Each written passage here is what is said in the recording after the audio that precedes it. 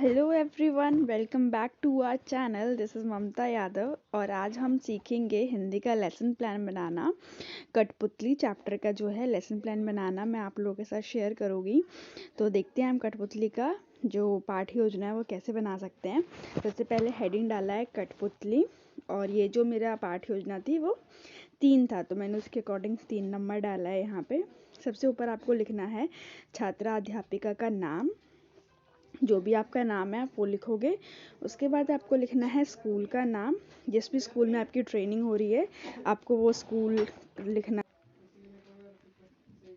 और जो भी आपका स्कूल का नाम है आप स्कूल का नाम डालोगे। उसका विषय डालना है, दिनांक डालना है, समय अवधि, जैसे कि हमारा जो लेक्चर होता है वो 30 से 40 मिनट का होता है। उसके बाद कालांश में जो भी पीरियड है वो डालेंगे, प्रकरण में जो भी चैप्टर का नाम है वो डालेंगे।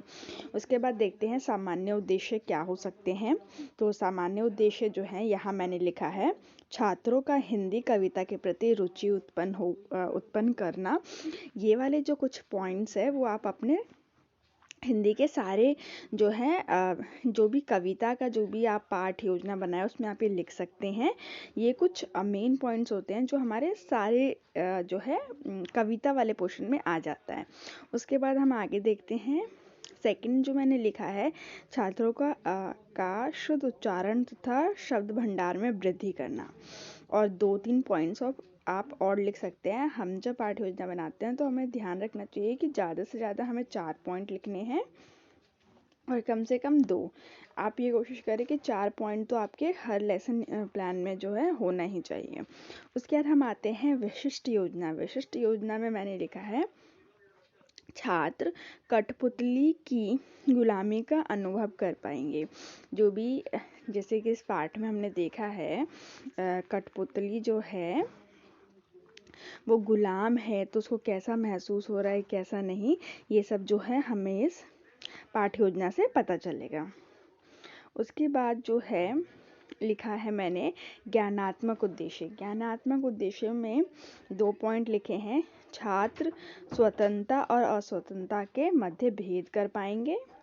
दूसरा है छात्र कठपुतली के बंधन का कारण जान पाएंगे। तो ये सारे जो है हमारे ज्ञानात्मक उद्देश्य में आ जाएंगे कि हम ये सारी चीज़ें जो है लिख सकते हैं। उसके बाद हम आगे चलते हैं। आगे हमारा जो अगला पॉइंट आएगा वो बोधात्मक उद्देश्य आएगा। बोधात्मक उद्देश्य में जो है हम लिख सकते हैं छात्र कठपुतली के जीवन की झलक देख पाएंगे कि कठपुतली जो है बंधनों में रह के कैसा महसूस कर रही है कैसा नहीं महसूस कर रही है। ये सारी चीज़ें जो हमें इससे पता चलेगा। उसके बाद हम आते हैं ज्ञानात्मक उद्देश्य। ज्ञानात्मक उद्देश्य में हम देखते हैं कि ज्ञानात्मक उद्देश्य में हम क्या क्या लिख सकते हैं। तो ज्ञानात्मक उद्देश्य में हम लिख सकते हैं छात्र स्वतंत्रता और स्वतंत्रता के बीच भेद कर पाएंगे। और दूसरा पॉइंट है हमारा छात्र कठपुतली के बंधन का कारण जान पाएंगे कि कठपुतली जो है बंधन में जब वो है तो वो कैसा महसूस कर पा रही है और क्या कारण है उसके बंधन में रहने का।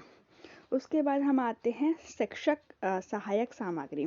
शिक्षक सहायक सामग्री में हमने जो भी इस पाठ को डिलीवर करते वक्त जो भी हमें चीज़ों का हमने जो इस्तेमाल करा है हम वो सब चीज़ें लिखेंगे।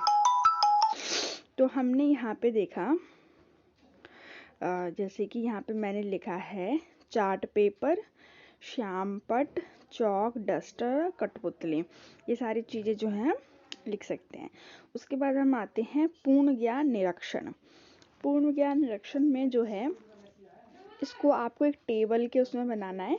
यहाँ पे आपको लिखना है छात्र क्रियाएं, छात्र अध्यापक क्रियाएं और छात्र क्रियाएं। छात्र अध्यापक क्रियाएं में जो टीचर का जो भी होगा वो लिखेंगे और छात्र क्रियाएं में जो छात्र करेगा। तो यहाँ पे मैंने क्या लिखा है, बच्चों क्या कभी आपने मेला देखा है? तो छात्र का क्या हो सकता है, हाँ हमने देखा है, ऐसे वो उसका उत्तर दे सकते हैं।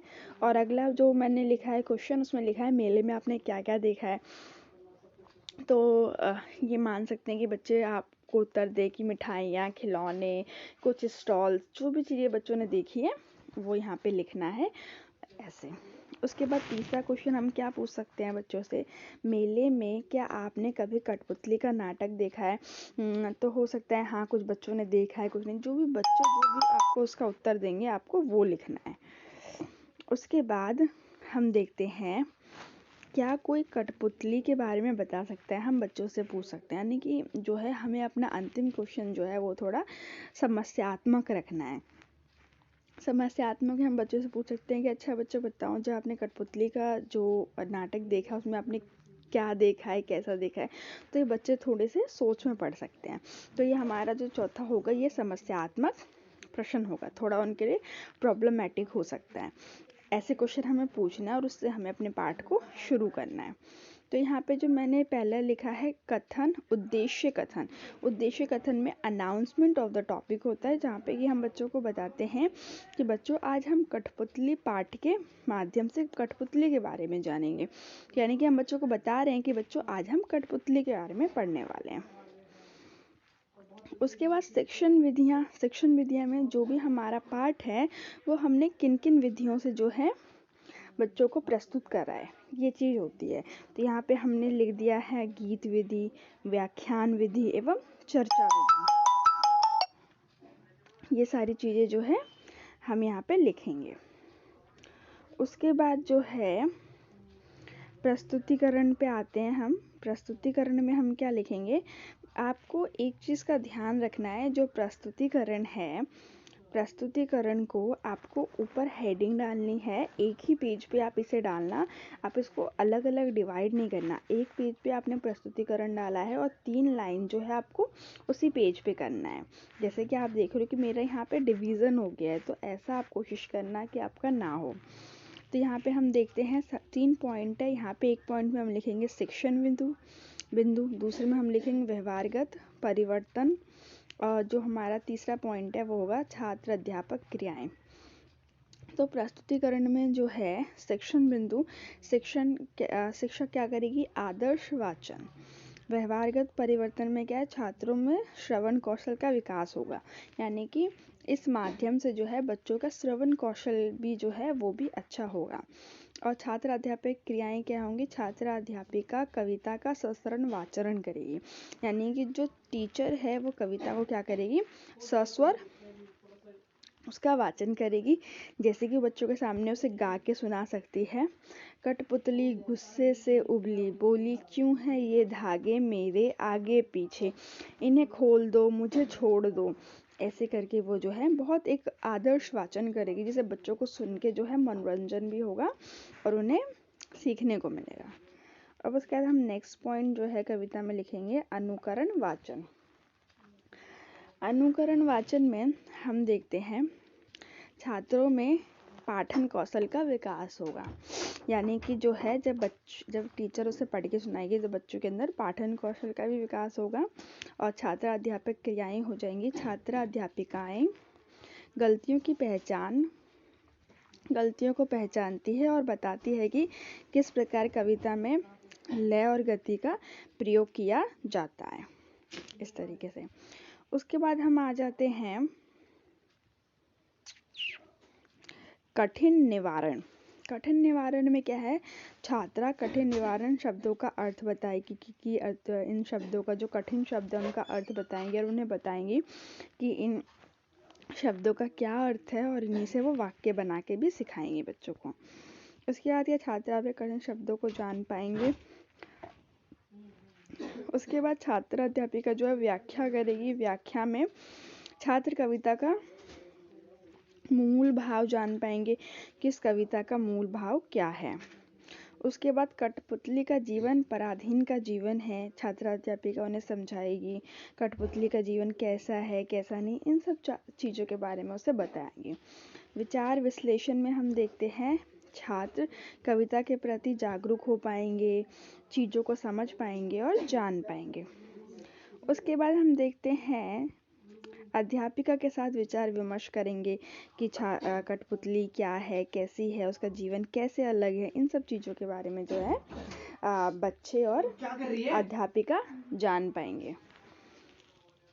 उसके बाद हम देखते हैं छात्र क्रियाएं। छात्र क्रियाएं में जो है बच्चे ध्यानपूर्वक सुनेंगे और श्याम पट पे जो भी आपने काम करवाया है आप वहाँ पे नोट डाउन करवा सकते हैं। कविता व कवि व कविता के बारे में बताएंगे, छात्र ध्यानपूर्वक सुनेंगे और यहाँ पे आप जो भी आपके कविता है, जो भी आपके पाठ है उससे संबंधित कोई फोटो यहाँ पे लगा सकते हैं। और कठपुतली शब्द को परिभाषित करेंगे, छात्र कॉपी में लिखेंगे और ध्यानपूर्वक सुनेंगे। कठपुतली कविता के माध्यम से स्वतंत्रता का महत्व बताएंगे। विद्यार्थी और शिक्षिका के साथ विचार करेंगे। कठिन शब्दों को कॉपी में लिखेंगे और ऐसे आप एक काला जो है चार्ट पेपर लगा के ब्लैक बोर्ड काम कर सकते हैं, जहाँ पे आपने जो भी ब्लैक बोर्ड पे करा है वो वहाँ पे लिखवा सकते हैं। जैसे मैंने यहाँ पे नवीन शब्द लिखे हैं, मैंने यहाँ लिखा है परातंत्र, स्वाधीन, बंधनों में होना और ऐसी चीज़ें। उसके बाद हमारा जो आता है लास्ट पुनरावृत्ति। पुनरावृत्ति में हम बच्चों से क्वेश्चन पूछेंगे, बच्चों ने जो भी जो पाठ पढ़ा है उसके माध्यम से बच्चों ने क्या जाना, क्या समझा, वो सब हम चीज़ें पूछ सकते हैं। जैसे कठपुतली को गुस्सा क्यों आ रहा था, तो बच्चे आपको इसका आंसर बताएंगे। और दूसरा क्वेश्चन हम पूछ सकते हैं, कविता और कवित्री का नाम बताओ। पाठ और कवि का नाम बताओ। उसके बाद हम बोल सकते हैं कठपुतली किसे तोड़ देने की बात बोलती है।